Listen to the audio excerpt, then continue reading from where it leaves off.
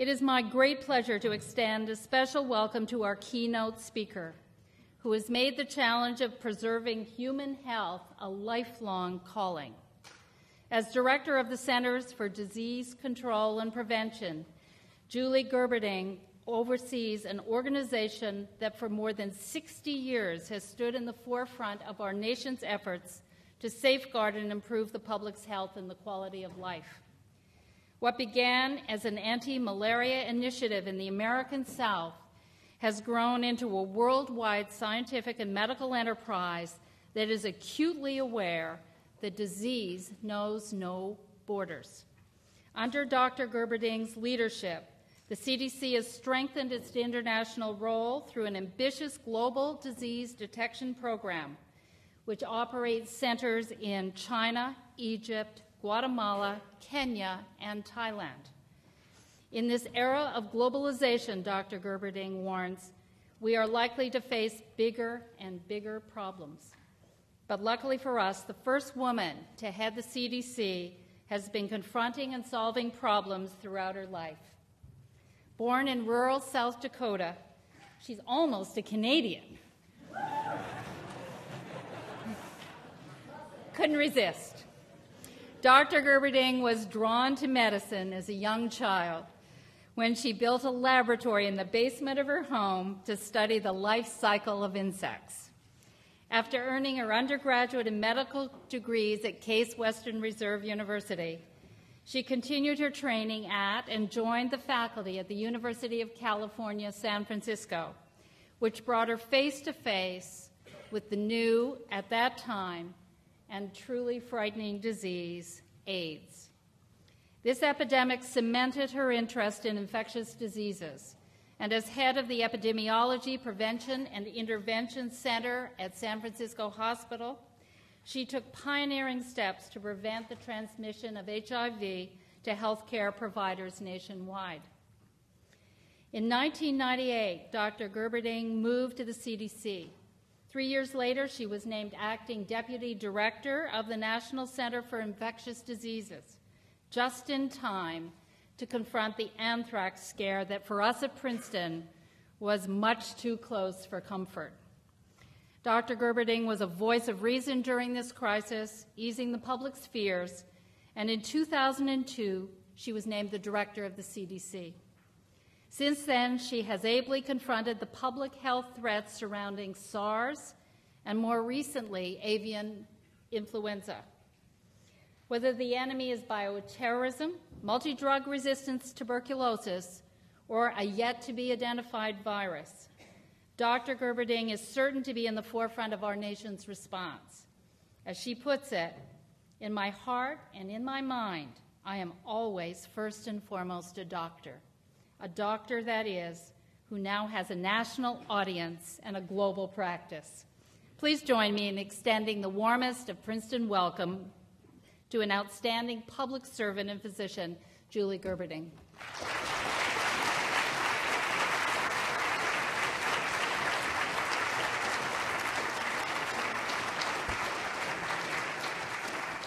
Thank you. That was really a beautiful introduction, and I'll probably take a second to get my breath here, but it's really an honor to have a chance to be part of this colloquium, celebrate the vernal equinox, and have a chance to move a little bit outside of the government, although I suppose this is sort of para-government here, at least from an academic perspective. Many of you have heard me talk about health problems on television, and you might not know that I'm actually very introverted, and I find it very difficult to get in front of TV cameras or to be in front of an audience like this. But one thing that makes me especially nervous is when I'm speaking in front of my professor. And unfortunately, today I am speaking in front of my professor, Dr. Mahmoud, who was my mentor and part of my life at Case Western Reserve when I was a young student. So I really thank him for his inspiration. I'm sure there's a reason why I'm in global health. And he has been a wonderful friend of mine and of CDC's for many, many years. So it's a special privilege to be here and have a chance to participate on this campus event. What I'm going to try to do today is talk a little bit about the perspectives on global infectious diseases. And I don't want to talk too much about specific infections. I'd rather talk about the context and new ways of maybe thinking about the problem so that we can provide solutions that go beyond the mitigation efforts that I think are currently the description of where we are. So let me go back in time. You mentioned that I was appointed as the Deputy Director of the Infectious Disease Center at CDC on September 1st, 2001. And honestly, for the first 11 days, I was looking around trying to figure out what on earth did a acting deputy director do. It was pretty boring. And of course, 11 days later, everything changed for us and for everyone quite dramatically. So for me, since that time, it's just been a series of urgent crises, in a sense. There was the Trade Center, then the anthrax attacks, then that next summer we had the first really big national outbreak of West Nile virus, especially in the south. Then we had the monkeypox problem, which you may not remember, imported from Western Africa. Then we had SARS. Then we had an even worse West Nile outbreak across the Midwest and into the West. Then we had a whole set of issues related to the smallpox vaccine program. Then, of course, H5N1 avian influenza emerged. Then it was mad cow that ruined our Christmas vacation. And pretty much this is how I experienced my early days at CDC. So it's been a very sobering reminder and actually a change. The scope and magnitude of the infectious disease threats that the agency is dealing with is certainly expanded in this flat world that we're living in. And it's really that context that brought me, I think, here today to talk about perhaps a new way of thinking about things. This is a map that just gives some of the highlights of the emerging or re-emerging infectious diseases over the last decade or so. And this map technically would have to be updated almost every week, because somewhere there is a new pathogen. If you add in the animal pathogens and the plant pathogens, it's an even more complex and dynamic map. I'll just point out chikungunya virus, which some of you have probably heard of as a vector-borne virus emerging in the Indian Ocean area. Already that virus has spread into Europe, and we would be expecting it to arrive here. It causes an encephalopathy like West Nile virus, and it probably will be something that will concern all of us because it's transmitted by the same vectors that transmit West Nile virus. So we're certainly vulnerable to that. Just one more pathogen on its way to immigrate into the United States in the near future. But there are also urgent realities, endemic infectious diseases that are still very much a part of the fabric of the world. The AIDS pandemic, even now 15 million children orphaned. We could talk about tuberculosis and HIV, or malaria, or the neglected tropical diseases. So even absent new problems, the old problems are still posing formidable challenges to people on a global basis. And because these threats know no boundaries, they are also threats to the United States. Just today on my BlackBerry, I was reading about the burgeoning number of measles cases in Europe because parents are not getting their children immunized and they're not sustaining the 95% or greater level of coverage in order to prevent measles. But some of those European measles cases are coming into the United States on airplanes, and every time one of them lands, a health officer and a whole cadre of people have to get busy and investigate all the passengers on the plane and then conduct an immunization campaign to make sure everyone is protected. So these threats are without borders. They have no respect for continents, and it doesn't really matter whether they're old or new. They're formidable foes. I think all of this is in context of an even greater urgency that we're experiencing because of the increasing juxtaposition of humans and animals. And I love this photograph because I don't think there's any illustration of the importance of zoonotic diseases that really tells the picture of humans, animals, birds, in an area that obviously lacks water security and perhaps other resources. So just a reminder of what a small world it really is and how important it is to think ecologically, not just organistically or pathogen by pathogen when we look for solutions to these problems. So when we think about the challenges that we're facing in infectious disease, they're really big problems. These are problems that relate to global extremes. They're also happening in an environment where people have really high expectations. They have high expectations of their government. They certainly have high expectations of CDC. They have high expectations of their academic institutions. And people want flawless performance. They want it right now. They want everything to happen instantaneously and with complete transparency. We're also operating in an environment of intense resource competition. Even if we just limit our perspective to the United States, here we're dealing with a discretionary federal budget that is absolutely going to get smaller and smaller, war or no war, because costs of health care delivery are going up and because our aging population is going to be requiring more of the mandatory resources that we have. So our discretionary dollars to spend on things like health, let alone global health, are going to be under very high competition. And finally, and I think particularly important in the infectious disease arena, is the fact that time really matters. If we had invested $15 billion at the beginning of the AIDS epidemic, we would not be dealing with 15 million orphans today. So the faster we act to contain and curtail these problems and hopefully prevent them from emerging in the first place, the less expensive it is in the long run and the more likely we are to be successful. I always think of SARS as kind of the quintessential illustration of this, because if you remember the physician from the Guangdong province who was taking care of what we now know were SARS patients in China, but he got sick and he went to Hong Kong to see his brother and I think to get medical care, and he stayed in Hotel M, the Metro Hotel in Hong Kong, and he overlapped with passengers on the 9th floor of that hotel for about 48 hours. He, by the way, was staying in room 911. So you can imagine what we were thinking about. But in the course of just going to a hotel and staying, 11 of those passengers were infected with the SARS virus, and as they traveled, those 11 people brought the virus to Vietnam, to Singapore, to Germany, to Vancouver, and to many countries around the world, literally overnight. So it just illustrates how a problem in some remote part of the world can be a problem in your backyard instantaneously. So time really is the imperative here. So these are kind of the threats, but what are the root causes? I've mentioned some things: travel, juxtaposition of humans and animals. There are some things that we can understand from a biological perspective.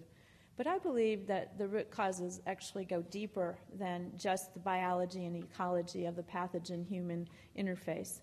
I think we have to look at the global context in which these problems are emerging.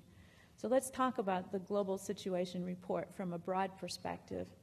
Certainly conflicts are everywhere, not just in the Middle East, but if you add up all the little reports, Zimbabwe, what's going on in Indonesia, Sri Lanka, Tibet, there are conflicts in many, many corners of the world, and wherever there's a conflict, of course, there's instability. Terrorism still looms large in our minds, and I hope at least in your imagination, if not in your day-to-day thought processes. This is a map of how the people who perpetrated the World Trade Center and other airplane attacks communicated with each other. And you can see they didn't all know each other, and they didn't all communicate in a spoke and hub manner. They had a small world network where a few of them communicated with only a few others. When you talk to people who plan military tactics, like generals and corporals, colonels, they will tell you that this actually was one of the most sophisticated operations that was ever planned and perpetrated.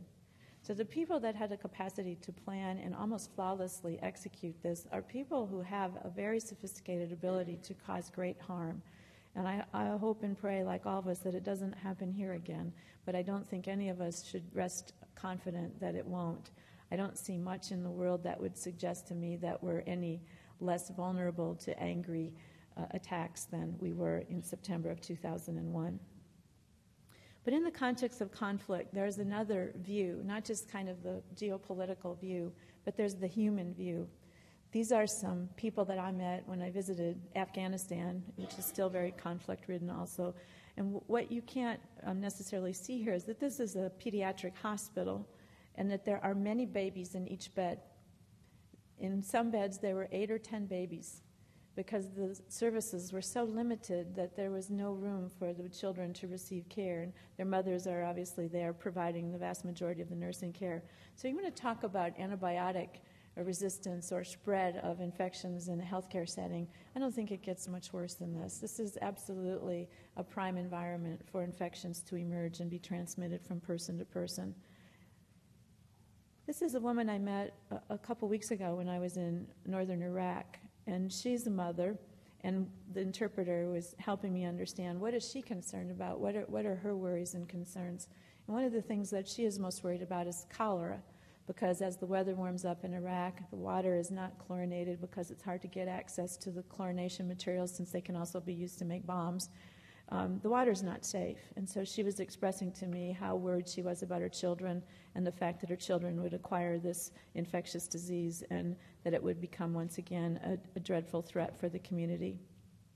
Or these children that I met in India, children with polio. What does polio have to do with conflict? Well, in northern India, the provinces that haven't been able to eradicate polio, the problem primarily is religious conflict, that there is inability of people in the conservative Muslim religions to trust Western vaccines and Western medicine, and so there is a reluctance to participate in the immunization programs. So the conflict is having direct consequences. Our last strongholds of polio, the last places where we haven't completely succeeded in eradication, are places that are characterized by conflict. So that global picture has a really important indirect and sometimes direct relationship to the emerging infectious diseases that we contend with. Well, of course, there's another big root cause, in my opinion, of these problems with infectious diseases, and that, of course, is the extreme poverty that so many people experience in the world. These numbers may be a bit less. I think Dr. Sachs has updated. Maybe we're under 1 billion now, but even if it's 800 million people living in extreme poverty, this is an astonishing number of people who don't have even $1 a day to live on, have no access to medical services, and generally lack access to clean water. There's great variability in where they are and who they are, but nevertheless, this is an astonishing number of people who are at extreme risk for all kinds of health problems, including infectious diseases. But poverty comes with it other kinds of exposures. These people who live in this rice paddy have ducks and geese swimming in this household. H5N1 virus was found very near here. Often the children swim in this water. In fact, if you read some of the case reports of H5N1 very carefully, you will learn that some children may actually have acquired it through ingestion of contaminated water that ducks had been swimming in. So it's not always an airborne disease. I think ultimately carrying this to the extent that we hope doesn't happen often, the extreme poverty and famine that is really in this case, because this was taken into for sort of a constellation of the relationship between conflict and poverty and the tragic consequences that sometimes emerge.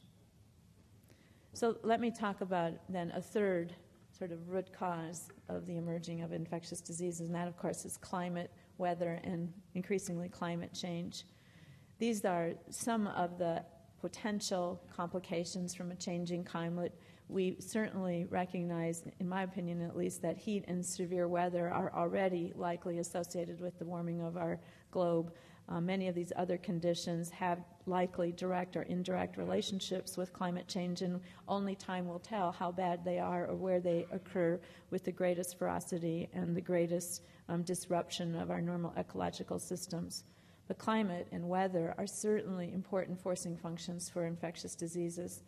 It's not just something happening in other parts of the world. This is a picture of Atlanta when the tornado hit downtown Atlanta, which of course has never happened in the history of the city that we would have a tornado in this region.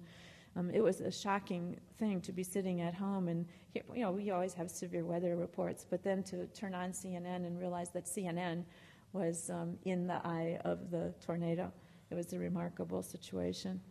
But in Atlanta, we have another extreme weather problem. We have an extreme drought. It's so bad right now that I can't tell whether or not I can plant my perennials or not, and I live to garden, so it's really worrisome to me on a very personal level. But this is Lake Lanier, the water supply for most of the city of Atlanta.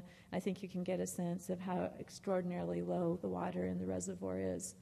Of Of course, this brings up its own kinds of conflict because the state of Georgia is in conflict with the state of Florida and the state of Alabama, and there's a tiny little corner of Georgia on the Chattahoochee River that was probably mistakenly excluded from the state when the map was drawn, but now they've gone back and excavated those 100-year-old maps just to see if there's any way we could legally get that tiny little 1 mile square piece of land, because it would give us right to the Chattahoochee River so that we could take some water out of it and help supply water to the city of Atlanta. Now, nobody in Georgia is taking up arms, as far as I know, about this water issue, but it certainly does create certain political conflicts.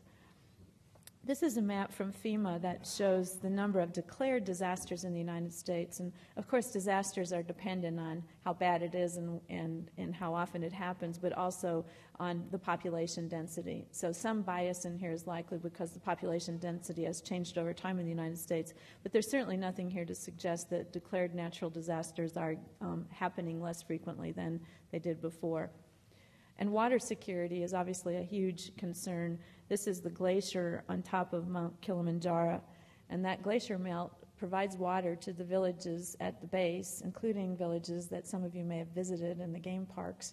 And as these glaciers disappear, there's no water source for the people who live at the foot of the mountain, and there is a great concern about not just water insecurity for the people who live there, but also the animals and the plants and the whole ecosystem. And unfortunately, what you can't see in this picture, because it was just taken with my little digital camera, but this is a dust storm. And way back in the tree area, there is a young girl and a little boy who had gone to get water. And they are trying to get their water vessels home in this dust storm. And what you can sort of see, what I saw was this girl with a little bucket of water on her head, and this little boy who had so much sand in his eyes, and he was so parched that he finally just had to get down on his hands and knees and drink the water because he was so thirsty, and so he didn't get home with his supply. So the climate change is a very, very important part of this, but there's also just the projected problems with water in the context of glacial melting. This shows the population density of people who live in Bangladesh, where we all know it's a wide coastal zone. And the important thing here is the dark red areas is the very high population density at a level of 5 meters or less above sea level. So obviously in this country, the vast majority of people are living within the 5-meter line, and the projected impact could be as great as 10 meters. So this is a very, very insecure area. But the same is true in China. You know, this is millions and millions and millions of people who are affected here. And I had to show Egypt and the Nile River out of respect for my professor. So certainly this is a very vulnerable area. And even the east coast of the United States has some areas that would be vulnerable to a rising water situation. So while we can't predict for certain this will be the outcome of climate change, it certainly has an impact on the people who live there, and even absent a permanent rise in water, floods and the kinds of weather conditions certainly create an environment where there's no water security and a setup for displaced people and all of the waterborne diseases and the diseases of refugees and immigrants that entails. So when you put these things together, kind of conflict and poverty and climate changes, you really are not just seeing a set of root causes, you're seeing a set of problems that really interact with each other in a synergistic way. It's very difficult to deal with poverty if you're in an area of conflict. We won't invest in poverty relief in areas of conflict. It's very difficult for the world to come together and grapple with the kinds of policy changes that are necessary for climate change when, on the one hand, there are so many people who need the economic development that's driving our energy consumption, and at the same time, we've got conflict and reasons why we can't sit down with each other and come to some kind of rational policy development. So it's this integration of these root causes that really create the context for terrorism, for the infectious diseases, either the new ones or inability to solve the old ones, and then, of course, natural disasters.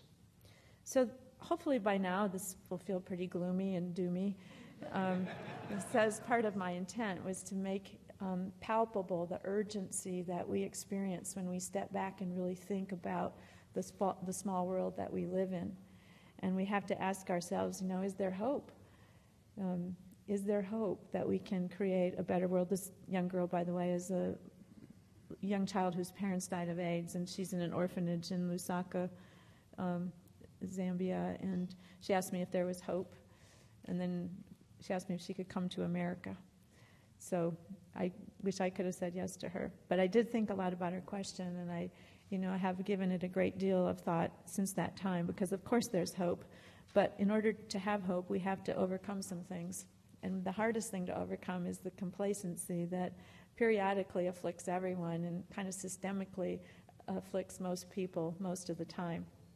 So, I was interested in this concept of the ostrich burying its head in the sand. So I studied up on it. I had a chance to see some ostriches in Cape Town, South Africa, and I watched them a long time. I didn't see a single one stick its head in the sand. It was amazing.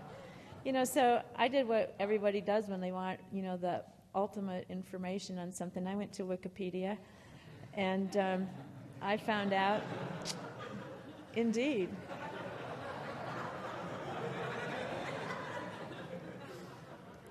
so, the ostriches know something that we don't know, obviously, and, suffocating the ostrich is a really interesting metaphor.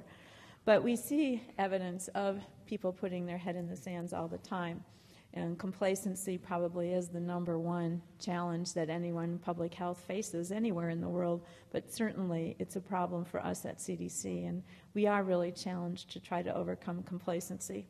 So it's important to just at least ask the question, why are people so complacent? And there's a lot of reasons that I haven't thought of them all here, but one of them is that we really don't know who to believe. And as people in an academic environment, I hope you appreciate that the one thing that upsets the public the most and excites the media the most is when two scientists debate something. We in science know that debate is what you want. You want healthy exploration and examination and, controversy. But when you bring that scientific debate into the public's eye, they don't know who to believe, and their response to that is to trust no one.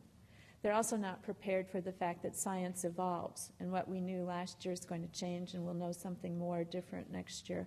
So it's very difficult to reassure the public when they don't have trusted sources of information. And of course there's the usual other problems like it can't happen here. Well, that's what I thought when I saw the tornado at CNN. Or it won't happen soon and we'll fix it when it does. I remember the levees in New Orleans. Or there's nothing we can do about it anyway. I think some people have that approach to climate change. Or we should concentrate on the really big problems that are here today and not worry about the what-ifs. Well, I think we can, in many cases, get over complacency, and we have some brilliant examples, probably for the first time ever in some areas, where that complacency has been breached. Certainly the philanthropic energy that the Gates Foundation and other foundations have created has created a bridge past complacency so that we really can begin to tackle complicated global health challenges with the kind of attention and resources that are necessary to deal with them. And there is a lot of activity going on there. I think the President's Program for AIDS Relief is a great example, the Malaria Initiative, the influenza preparedness initiatives, the global disease detection that we're running at CDC. There are many things that have happened, really, in a sense, since SARS, that we were never able to do before.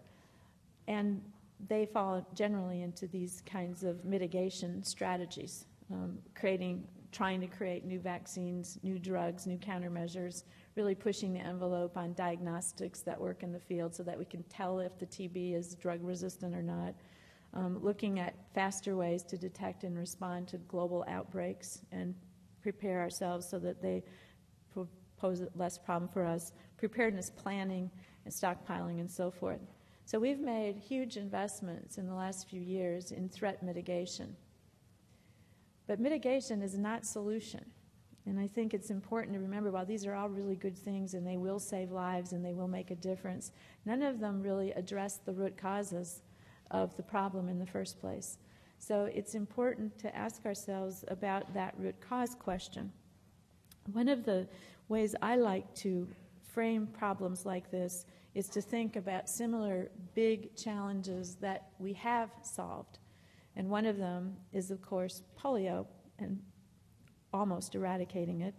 A similar situation has been successfully accomplished with smallpox.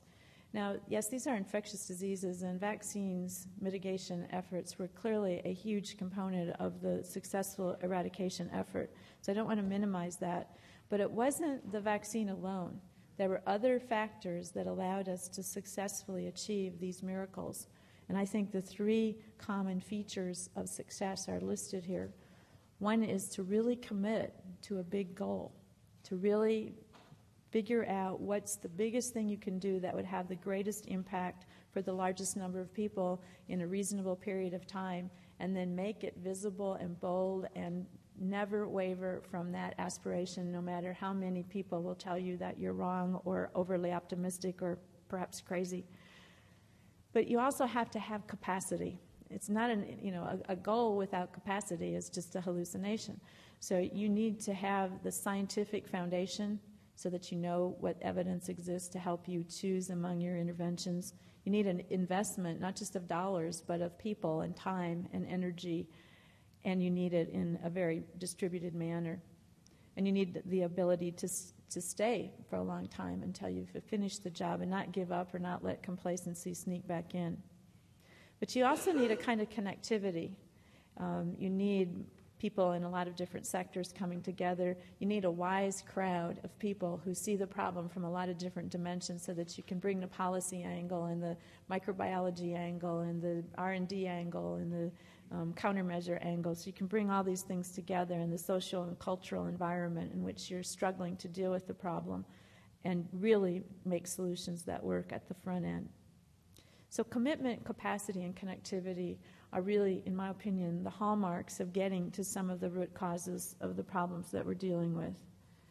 So looking ahead at this emerging and endemic infectious disease-laden world that we're dealing with, if we were going to commit to one thing, what one big goal would we be able to commit to that would really get to the root cause of the problems that we're talking about? I don't know, and I think that's a question for people who are in this kind of rich environment, because you can have a debate and a discussion about all kinds of solutions. But because I'm here and I had to pick something, I decided to put my money on the commitment to water security, to water and sanitation security. And the reason I picked that is because if you think about it, in order for people to be assured that they have clean water, and by the way, there's at least 1.2 billion people in the world right now who don't, you have to solve a lot of other problems. You have to create a kind of a collaborative environment between nations so that you can deal with issues of water flow and water ownership and water rights. That doesn't happen when people are in conflict or when they're having a war. So in order to provide water security, you have to deal with at least regional conflicts. In order to provide water security, you also have to deal with climate change. We will have no water security if we don't really fundamentally come to grips with what's going on with our climate and at least make some effort to mitigate and prepare for the water catastrophes that are likely to happen, whether it's drought, extreme weather, or flooding. So creating water security, by definition, requires an energy policy that supports water security. And then thirdly, poverty. In and of itself, creating water security is a fundamental pillar of managing poverty. I don't think that you can solve the problems of poverty without water. And certainly, if you have water, you enable a whole lot of other things to occur. Particularly, you allow women to be freed from what is their major occupation in most developing countries, finding water and carrying water and using water and disposing of dirty water. But there is a whole other set of benefits from water security that are forces of development in and of themselves. So I've been thinking about this, and I decided I would try to make my point just by showing you some of the examples of innovations that are coming along in the world of water and where people really have committed to water security, at least on a local level. These water vessels, it's hard to tell in this picture, but these water vessels are from a small village on the Laotian border on the Thai side. And this is a village that just decided by itself that it wanted clean water for its people. These vessels are collecting rainwater, so they're using this water for watering and non-human consumption to preserve and protect the water that they are cleaning and purifying for ingestion. These women are learning how to make water vessels out of clay. This is in Uganda, but they're making and selling these water vessels that don't allow you to put your hand inside. So they are ways of carrying water without cross-contamination, which is a fundamental premise of sort of insight to water safety. This is a more elaborate water vessel that CDC provides with the support of Procter & Gamble. It's, you can imagine, incredibly inexpensive, but it too is designed so that you can't put your hand inside, but also it has a flocculant, costs about $0.25 to purify a week's supply of water with some chlorine and some flocculant, so that the families that get these water vessels see a dramatic reduction in their diarrheal illness. And this particular family also has HIV infection, so they're benefiting from that as well. The other portion of this is, in addition to committing to this goal of water, it's building the capacity to make this all happen. And all the pictures I just showed you have one thing in common. In fact, all the pictures of people that I've presented in this talk have one thing in common, and that is they're all women. Because I think the most important capacity we need to concentrate on to really solve problems in the world is women. They are the most underutilized resource. We have placed the least investment in them. We have created the most vulnerability for women. This is just the picture of HIV infection for women. About half the infections, but increasingly, the feminization of the AIDS epidemic is driving in the direction of more and more women, more and more children, because they are obviously economically, in some cases, having sex for survival, and in other cases do not have the empowerment, the personal or legal protections necessary to prevent themselves from exposure. But it's not just HIV. There's gender disparities in basically every single one of the problems that we've talked about. And yet, when you free up women and you give them a chance, they are the most incredible innovators. Women are reinventing the health system around the world. These two women are, for the first time ever in Ethiopia, created a clinic that not only is taking care of HIV, but also tuberculosis. Now that might seem odd, but it's actually unusual for programs to be integrated.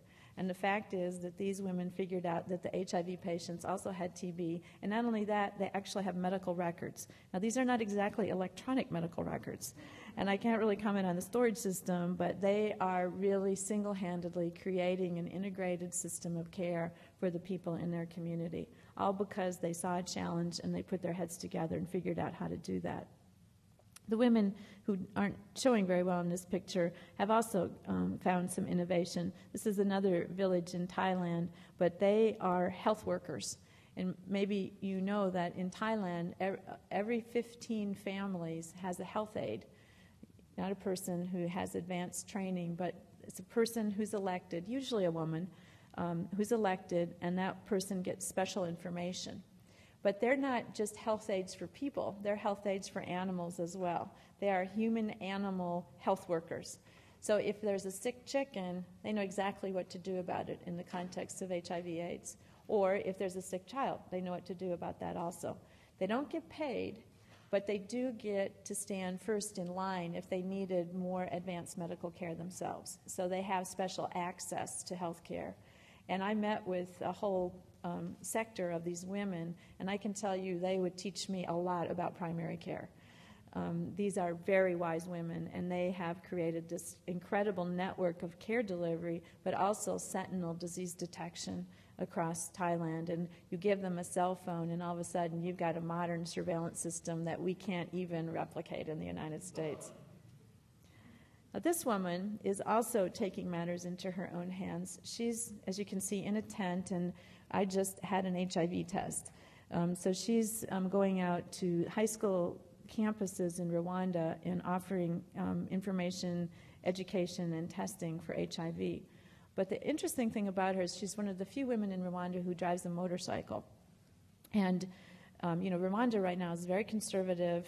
It has the highest rate of women participating in government of any country in the world. So I think about 58% of the government leaders are women there. But she was just kind of notorious because it's very odd to be doing something so rebellious. And I was interested in why she was doing that, and so we struck up a conversation, and I said, well, why do you ride a motorcycle? And she said, because there's no one left alive to tell me not to. And it was because her whole family was killed in the genocide. And so, she's experiencing this kind of unfettered freedom, but she lives in a house where all of the other people her age also lost all of their families in the genocide. And this young group of people have come together to say, well, what can we give back to our country right now? And HIV prevention is where she's decided to put her energy and her money. So she's extraordinarily creative, and I'd just do anything to be able to figure out a way to help her come to CDC and train, because she's just desperate to learn better English and to have a chance to be a health professional. Now, these women are in Mozambique, and I won't tell you all of their stories, but just think nurses, health aides, getting women to work is a huge part of solving the problems that we're talking about, but also solving so many other problems. Their security, the microfinance programs have proven what happens when you give women security. So commit to the goal, build the capacity, and make sure that you include the women at the front lines in it, because they're incredibly innovative and great stewards of money, by the way.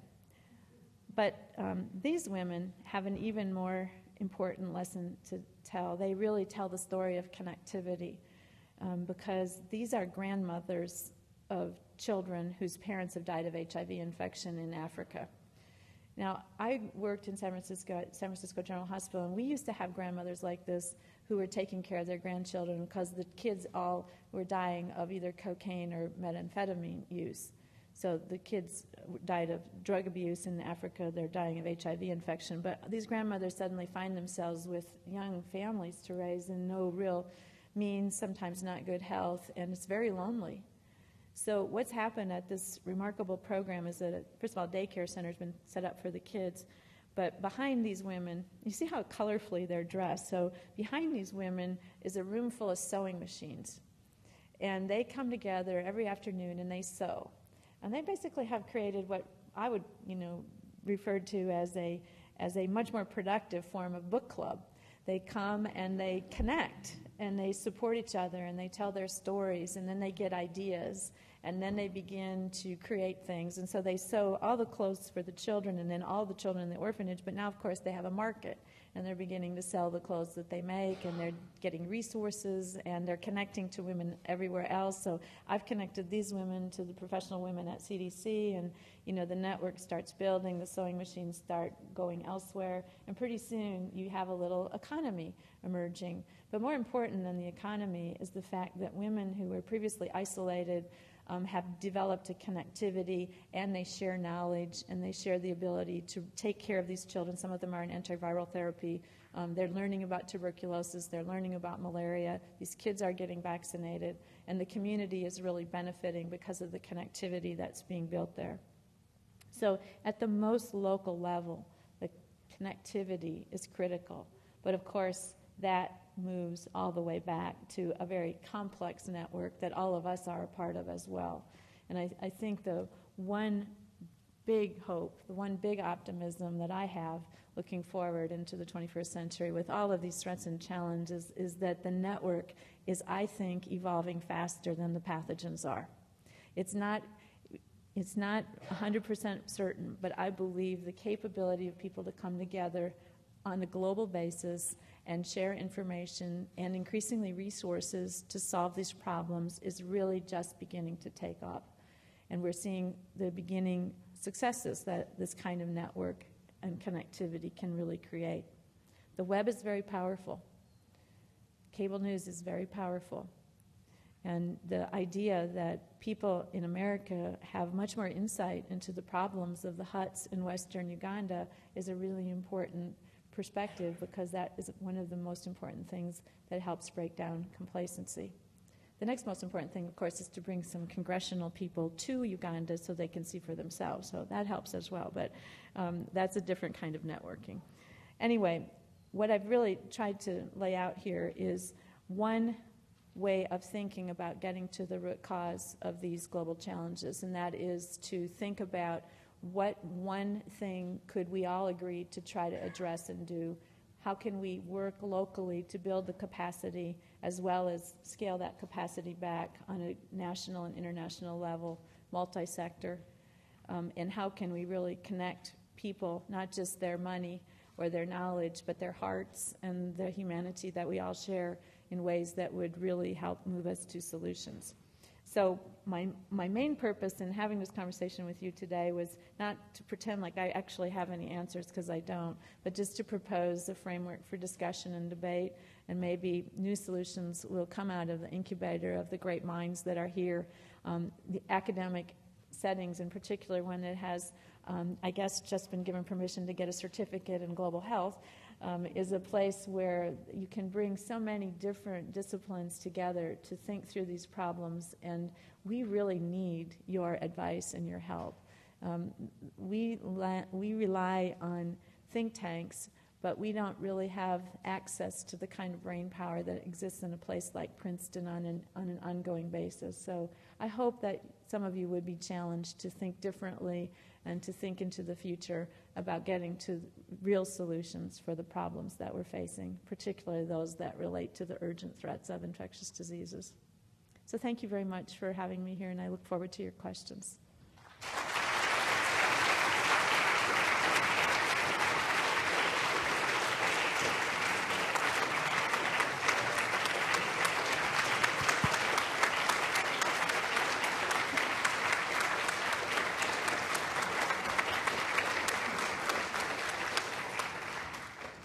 Questions for Dr. Gerberding? Floor is open. Yes, ma'am.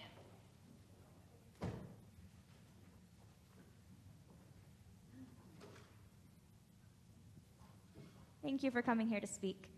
My question is, given the difficulties with eradicating diseases, especially ones with animal vectors like malaria or with inefficient vaccines like polio, do you think that eradication is the wisest goal, or should we perhaps instead be focusing on, instead of vaccinating Indian children 15 times with OPV, on giving those communities clean water, or approaching a broader-based health instead of focusing on eradication of specific diseases?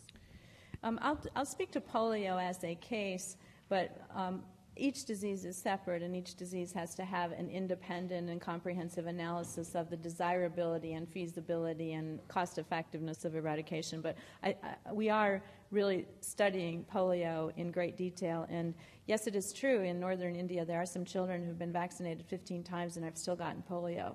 And the reason for that is that they live on a water table that's basically flat. And that water table is so contaminated because they have not yet achieved water security that those children constantly have a whole variety of enteroviruses in their stomachs. And when they take the polio vaccine, it can't bind to the immune cells that create immunity. So the vaccine basically just goes right through them, and it has no impact. So the root cause there, in addition to sometimes the ideologic conflict, is the fact that there is not water security. And so you have to ask yourselves, can you really get to eradication in that environment without solving the root problem? Of course, there's the option of using cutaneous immunization, so there are some other solutions that are being looked at there. Polio is under great scrutiny right now, and there's some absolutely brilliant work being done at Harvard to really play through by modeling whether or not containment is the better strategy or we should continue to pursue eradication. And hands down, eradication is the right strategy. The cost of containment is so much greater than the cost of eradication in the near term and the long term that there's absolutely, in my view, it's a no-brainer. Getting it done, however, requires continuing that commitment, and of course, always the last few cases are the hardest ones to deal with. So we really have to keep the pressure on. 99% of the children with polio now are Muslim, and we really need to get leaders from that part of the world to step up and be as passionate about this as many of us in the health sector are, because trust is a big component of action, and we're not there yet.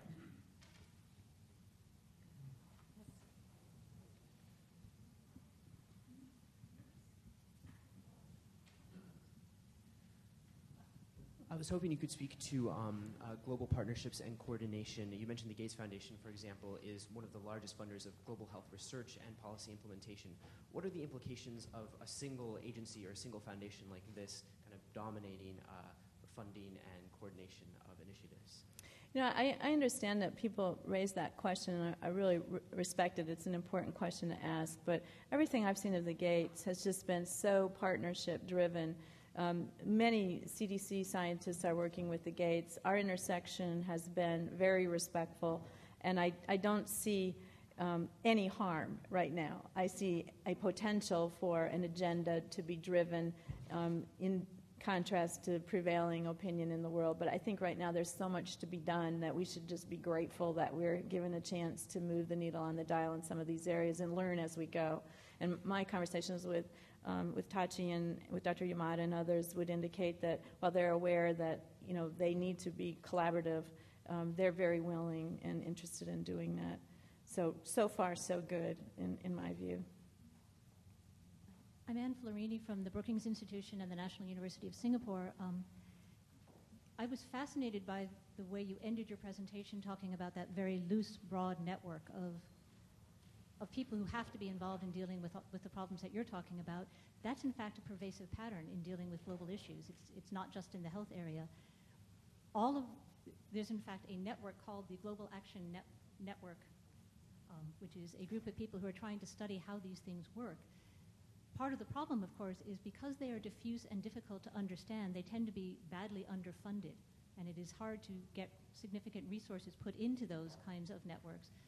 One of the things that GANNet is trying to do is by focusing on this as an area of research and showing how these networks operate and how they can be successful is to bring a lot more resources into them.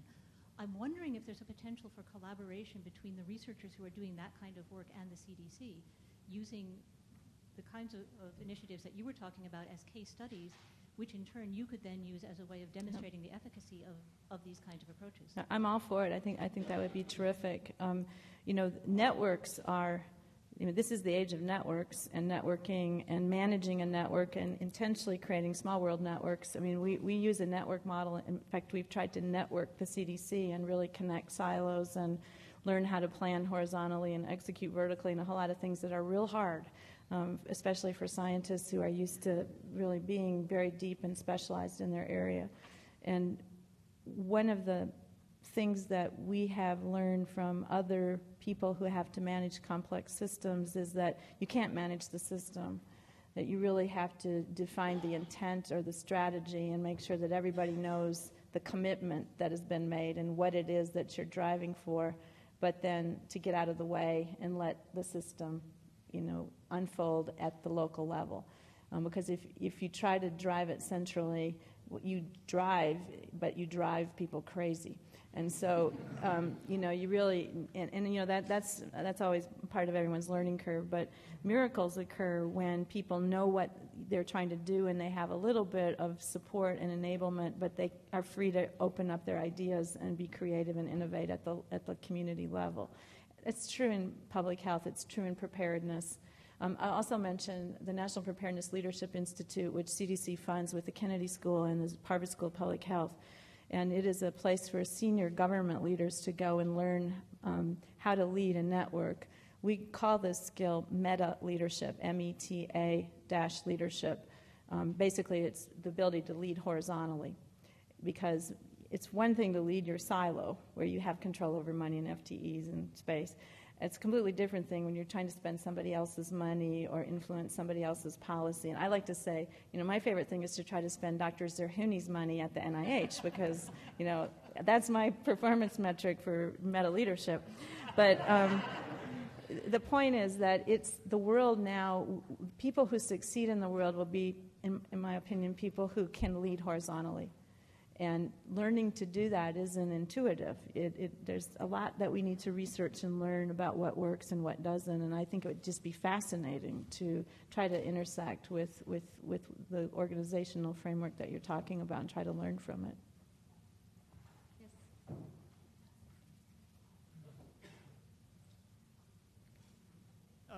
Jeffrey Sachs, in the world of development, has come in for a certain amount of criticism on the grounds that he's reduced everything to a matter of money. He says in most of these areas, we know what needs to be done. We just need lots and lots of money. Take, for example, your priority area, water and sanitation. I think we have a lot of knowledge and research to go on the importance of this area, as you said. And we need a couple of $100 billion to really make a difference in the water and sanitation infrastructure of the developing world.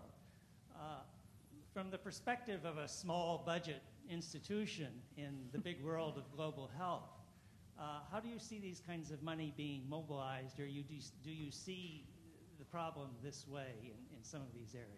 The world could spend a lot of money when it wants to on some things.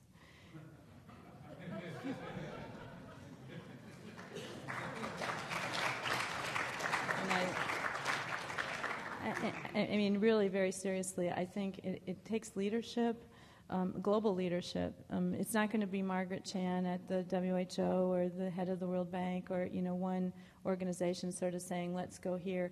It really is going to take thoughtful people who, after debate and deliberation, really come to conclude that, yes, it is an expensive investment and the short-term benefits aren't great, but we're paying a huge price for not doing it. I mean, if you calculated the global loss, it's huge. I think one of the other things, besides the enabling power of the web and the flat world technology, is the fact that multinational businesses, whatever country they're in or whatever set of people own them, they are beginning to really understand globalization. And the markets are becoming a forcing function for investment and development as well. I go to the World Economic Forum in Davos, and this year I sat with some remarkable CEOs from Fortune 500 companies who were discussing whether or not their company should have a chief health officer, because they now recognize that investing in health is not a cost. It's not how can we get more money out of our product. It's basically a strategic investment for furthering their business and their ability to recruit and obtain talent in the many parts of the world where they're working, but it also develops markets. So they're seeing, and I know there are many complications of business that don't always work in harmony with health, but nevertheless, they're very important movers of investment and development, and we need to try to harness that perspective and augment what would be philanthropic or government-to-government kinds of investments so that we're really leveraging the resources in a way that makes the biggest difference. I am not an overly Pollyanna kind of person. I'm a realist, so I don't think that tomorrow this is suddenly miraculously going to happen, but I don't think it will ever happen if we don't start talking about how it could happen. So you're asking a really important question. Yes, in the back. Yeah.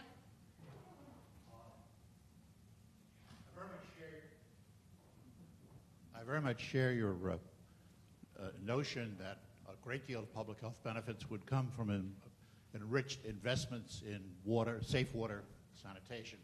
But the third leg of that stool, and perhaps you would address that, is the absolute critical need to get the recipients, the people whose situations are changed, to understand the health benefits associated with these improvements. And unless there is that kind of an emphasis on hygiene, on basic hygiene education, we've seen lots and lots of investments in water and sanitation that don't get operated and maintained properly. And I wonder if you'd address that as part of your connectivity. Yeah, you can bring water to the horse, but you can't make the horse understand that it's clean. I think that, sorry. Yeah, you got it. It's like taking the bull by the horns and running with it. And anyway, so I agree with you in a kind of a population sense that hygiene and sanitation are critical skills that people have to learn to value. But I just keep going back to some of the huts that we visited via motorcycle, delivering antiviral drugs, and I wish I had brought the picture because there's this hut in literally the middle of nowhere, and the only way to get there was by motorcycle. But they knew we were coming, and the mother had taken some weeds, and she had swept the dirt into, spiral patterns. And she had washed all the dishes and set them out in the sun to dry. And they served us some food, and before we ate, she said, "Would you like to wash your hands?" And she let us wash our hands out of their water vessel. So, that mother understood sanitation and hygiene, and that's a pretty hard-to-reach place. So I think that people will naturally be able to grasp the value. I also talked to a man who had a terribly low CD4 count and was really almost dying before he became part of this program. And the first intervention that they provided was the water vessel, and TB treatment, bed nets, and malaria prophylaxis for the family unit. So the children's diarrhea completely went away. And that was before, any antiviral or any Septra was started. So, if you ask him, why do you feel so much better now? You have so much more hope. He refers to the water as the part of his health improvement that really made the most difference, because it made the most difference to his kids who aren't HIV infected. So, I think people have a great capacity to learn that if we are culturally competent in how we present information and involve them in the process themselves. Yes. In the middle?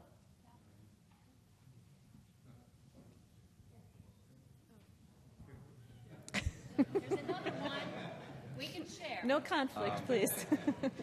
As we move farther into what some people call the information age, there are lots of opportunities to use large databases, communication of information around the world, and modeling to solve or address some of the problems that you've been talking about. At the same time, there's a countervailing concern for identity security and privacy. I think the United States is a particularly interesting society where such a concern or resistance to the notion of a unified medical record system persists. I wonder if you have any thoughts about this area.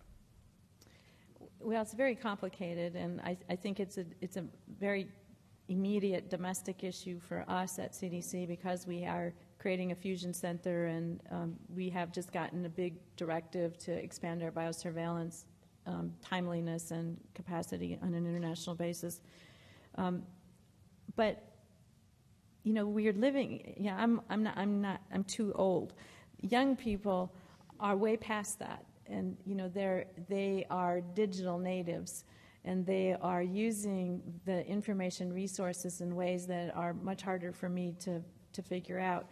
But we've really gone from sort of doctor being the broker of information and the holder of information to a little bit more Dr. Mom, who can find a lot of information, on the web or in the consumer world, to Dr. Me, which is where people are going to own their own information and manage it however they see fit. And I think it's the Dr. Me phenomenon that's going to be shaping how we make decisions about privacy and confidentiality in the same way that we made them when Quicken came on board and we could manage our finances on the internet.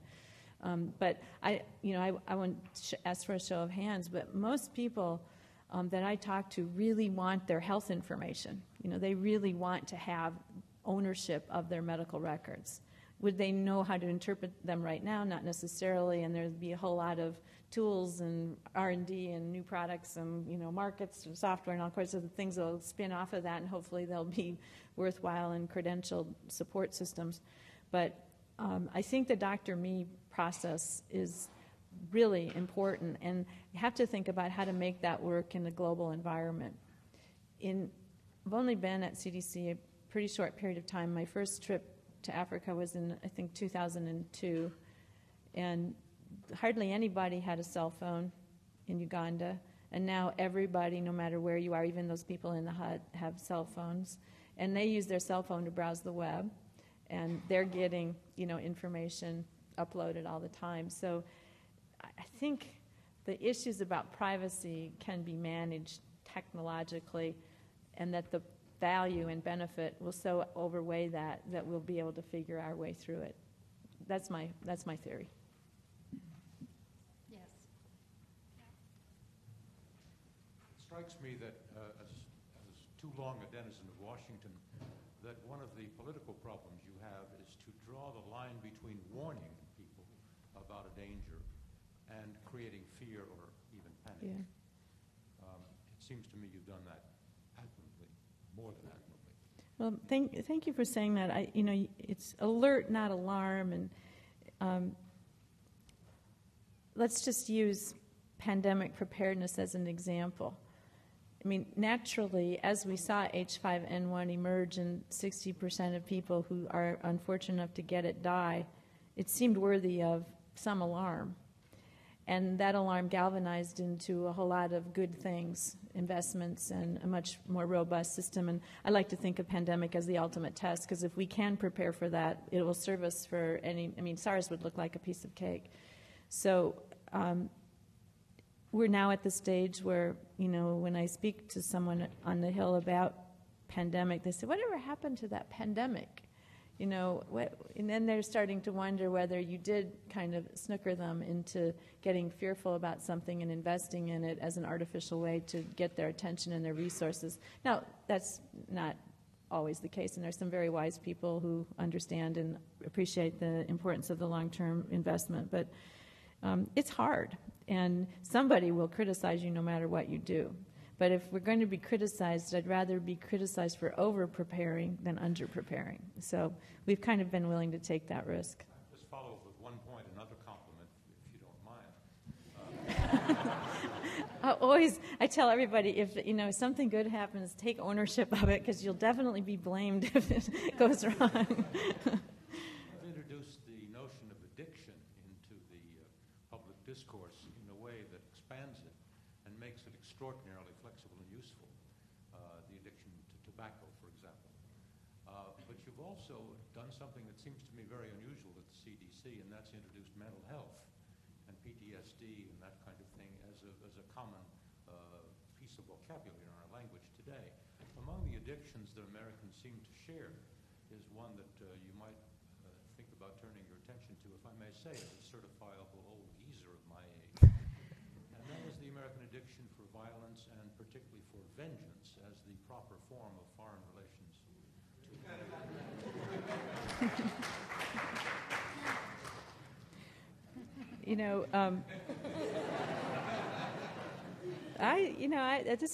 You're not an old geezer. It's a very, very thoughtful question. And in all honesty, I think we're looking at adolescent health right now. And for adolescents, suicide and homicide are major causes of premature death and injury. And clearly we have a major problem with mental health for many adolescents in both urban and rural communities. But there also is seemingly a much more acting out kind of violence in those same kids. And it's really important to understand where that's coming from, because it does lead to aggressive solutions and harmful interpersonal and social interactions. And I'm sure they do scale. I mean, there's a tolerance for certain kinds of problem-solving patterns, which, by the way, is another reason why I think women should be in positions of authority, because we tend to be more collaborative.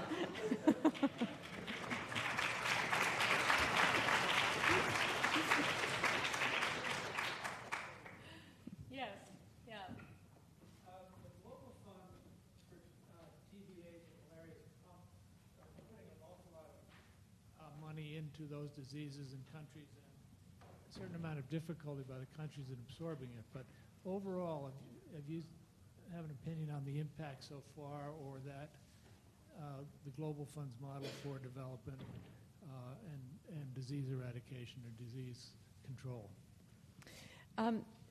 What I can say about the Global Fund and PEPFAR, for that matter, and the other large investments in categorical disease problems is that the bottom line is all good, but we've learned a lot.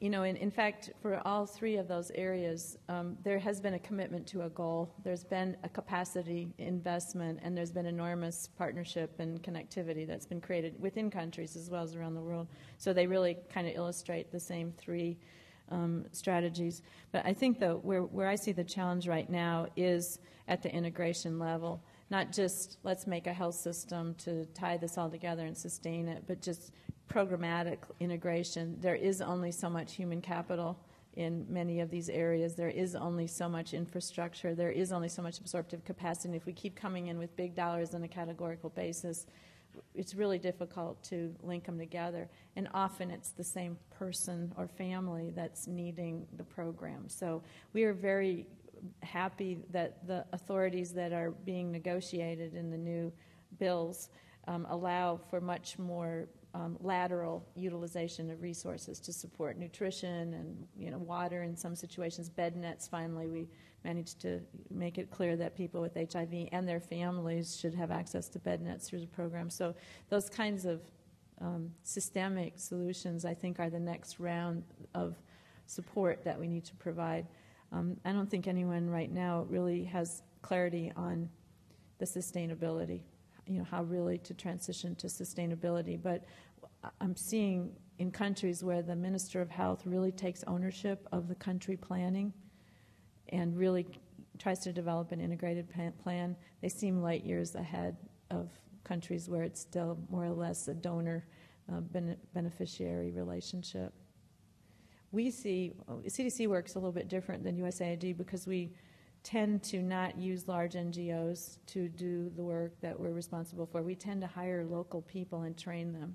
So we have now about 2,000 locally employed staff in our 47 countries where we're working, which has gone from where it used to be 25 years ago to 2,000. So we've really scaled our international workforce, and that's created its own set of challenges. But these locally, like that woman in the tent who was doing the HIV test, I mean, that woman is a resource for her country, and the investment in HIV has created a human resource that can do so many more things in the future. And I think that's the secret to sustainability, is to employ people, train them, and keep them, and incentivize them to stay where they are and really build from within.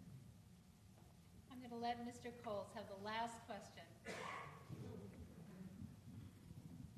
Thank you very much, Madam President. Early on, we heard a lot about avian flu, and recently we haven't heard too much. And some people say that this is a looming pandemic that we really have to prepare for. What is CDC doing to prepare for what might come in this area? Well, we have a very strong belief, I think it's an evidence-based belief, that a pandemic will occur. It may not be this H5N1 virus that's so annoying right now, but this virus, even today, there have been new cases in Vietnam, new case in Egypt. The virus is still widespread in birds, and it is still evolving. So when we compare the strains now to the strains a year ago to the strains 2 years ago, we're watching the genetic evolution of this virus continue on in time. And that's very worrisome because it hasn't gone away.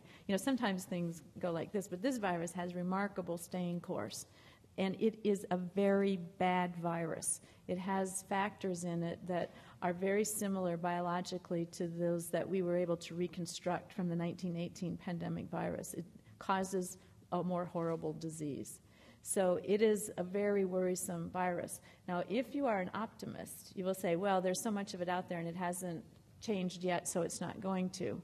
And I hope that is true. But that might not be true. And I'm very, very concerned about this. So what we are doing about it is continuing to make millions, hundreds of millions of dollars of investment in pandemic preparedness. There's enormous investments being made in diagnostic tests for point of care in developing countries, for vaccines, for longer term and universal vaccine solutions. But we're also investing in laboratories around the world. We've tightened up our network. In fact, has anyone been to Laos? Laos wouldn't probably be considered a high-tech country, and we were really pessimistic that we would be able to help the laboratory there be able to work with this virus. And last year, they actually had a case of avian flu in a remote area of Laos, and it got to the lab, and they made the diagnosis accurate. They culled the chickens exactly the way they were supposed to. They handled it as brilliantly as we would if we were there and in charge. And it was just really a testimony what a small investment can really help build enormous capacity. So we're trying to fill in a lot of the places on the map that aren't there yet. But at CDC in Atlanta, we're also exercising, and we have about 200 people who are involved in performing about 2,000 tasks that we have to get done for pandemic. And about every quarter, we take about 200 people, and we put them in our emergency operations center for 48 to 72 hours, and we do full functional exercises and really work through our plan. So far, the pandemic that we're exercising to has started in Asia and is in several states, and the next time we exercise, it will get to CDC. So we'll be exercising what happens when we're affected. And I think that the fact that we're making such an organizational investment tells you we're taking it very seriously.